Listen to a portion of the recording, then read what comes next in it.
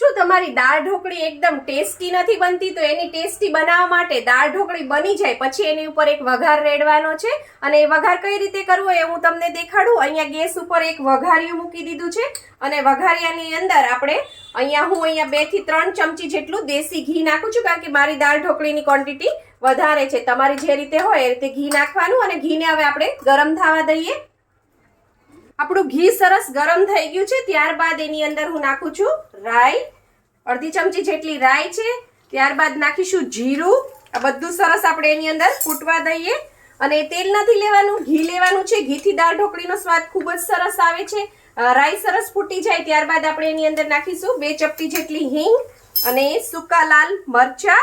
આનાથી ખૂબ જ સરસ ટેસ્ટ આવે છે અને આ બધું આપણે સરસ આની અંદર આ રીતે સાતળી લેવાનું છે અને ત્યારબાદ ગેસની ફ્લેમ હવે આપણે કરી દેવાની છે. હવે આપણે એની અંદર નાખવાનું છે લાલ મરચું. આ રીતે નાખવાનું અને ફટાફટ મિક્સ કરીને દાળ ઢોકળી ઉપર આ રીતે વઘાર રેડી દેવાનો છે અને ત્યારબાદ આપણે નાખી દઈશું કોથમીર. આનાથી તમારી દાળ ઢોકળીનો સ્વાદ ખૂબ જ ટેસ્ટી આવશે. આવી જ આઈડિયા, ટિપ્સ અને રેસીપી માટે સબસ્ક્રાઇબ કરો પૂનમ્સ ફ્લેવર કિચનને. Thank you. આવજો.